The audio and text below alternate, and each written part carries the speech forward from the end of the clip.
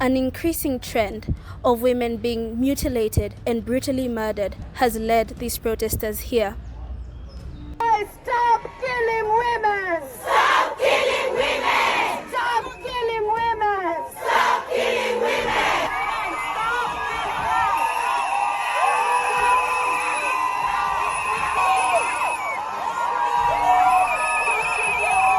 Why are they here? Who are they shouting at?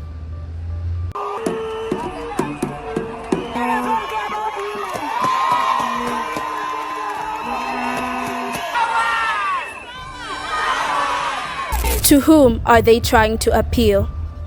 For Margaret Auma, say her name. Margaret Auma. For Binta Abdi, say her name. Binta Abdi. End femicide. End femicide. End femicide. End femicide. My name is Joy Naomie, and this is Femicide, a crisis ignored.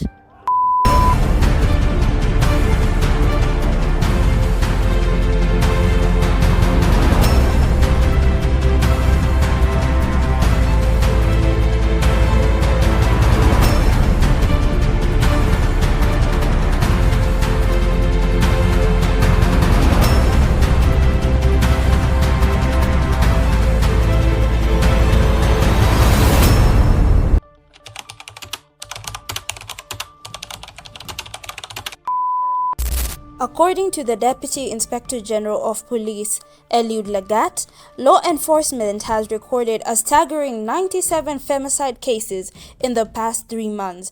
On average, that accounts for 1 murder each day. The last time femicide cases were this rampant was in 2018, with 148 women being murdered that year. It is nothing short of worrying that we record the same number and even higher before this year has commenced. On the same note, over 4,000 cases are reported of gender-based violence every month in the Nairobi Women's Hospital. Despite this shocking trend, the DCI tells us that the gender of these victims has nothing to do with why they were murdered. And to that, I pose this question: what was it that linked these victims? Is it their religion? Is it their tribe? Because there's no way over 150 people are murdered, and when people try to connect the dots, they are told that the most obvious one is false. Women around the country are enraged, and one would argue that they have the right to be so. Every time a case of a woman being murdered is the topic of discussion, assumptions are made to determine whether she was worth her life. These discussions arise from the outfit the woman was wearing, to what she did for work, to the relationship she shared with her murderer, and so on. No matter how much of a noble life she lived, there will always be a massive and undeserved level of scrutiny that follows.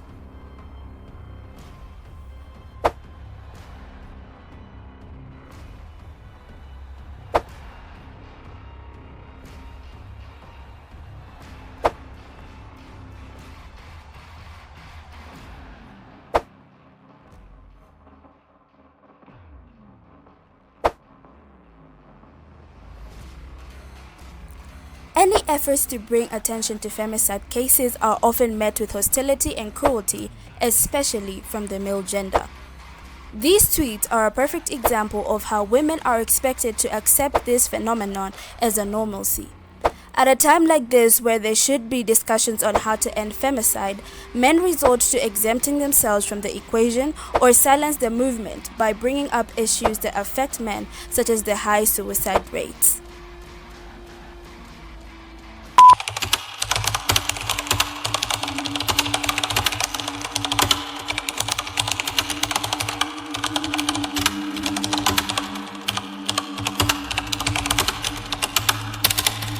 Male violence against women is not merely individual violence, it is systemic, reinforced by the patriarchy. It reinforces the idea that men have the permission to be violent against women.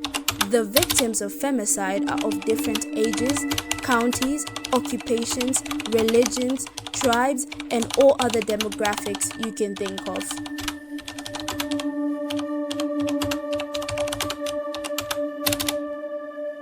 Behind every number is a life cut short, a future stolen, and the heartbreak of losing a loved one. The reasons vary, but the pattern of who is most likely to be the perpetrator or the victim is clear.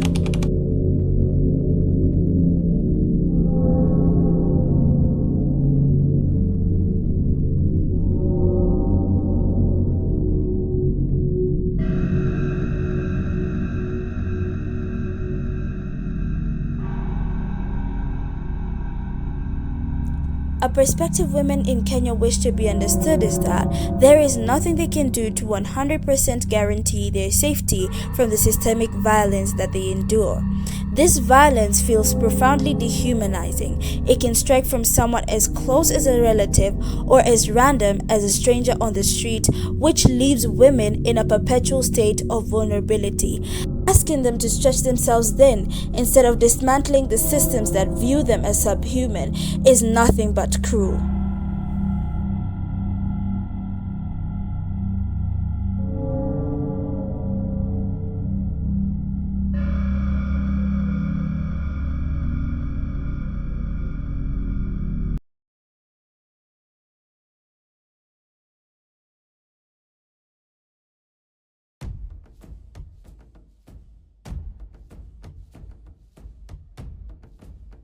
Kenyan society has normalized the commodification of women and leniency towards the men who commit these crimes.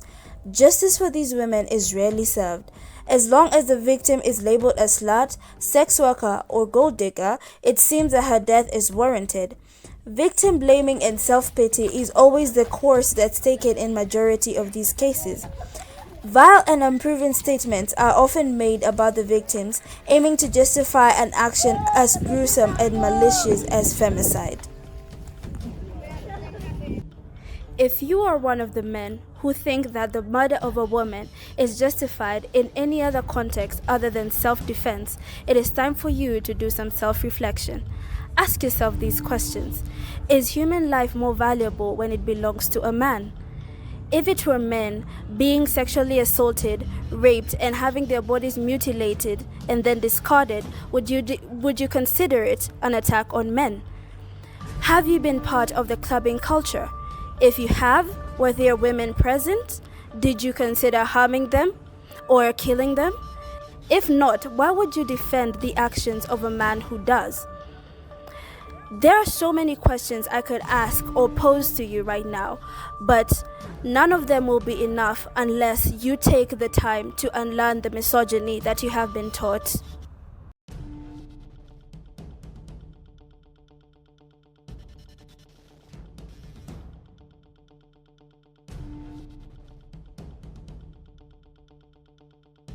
Femicide is the most severe manifestation of gender-based violence.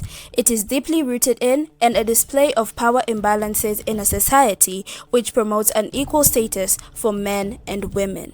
Tradition, religion, and all social factors have had a play in this.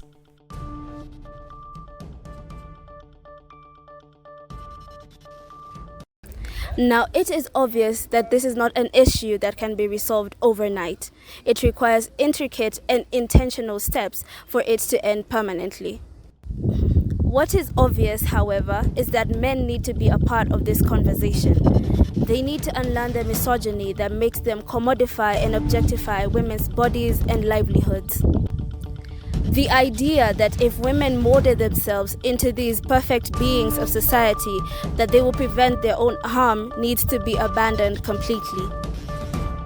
It is time we shift the blame from the victim to the perpetrator.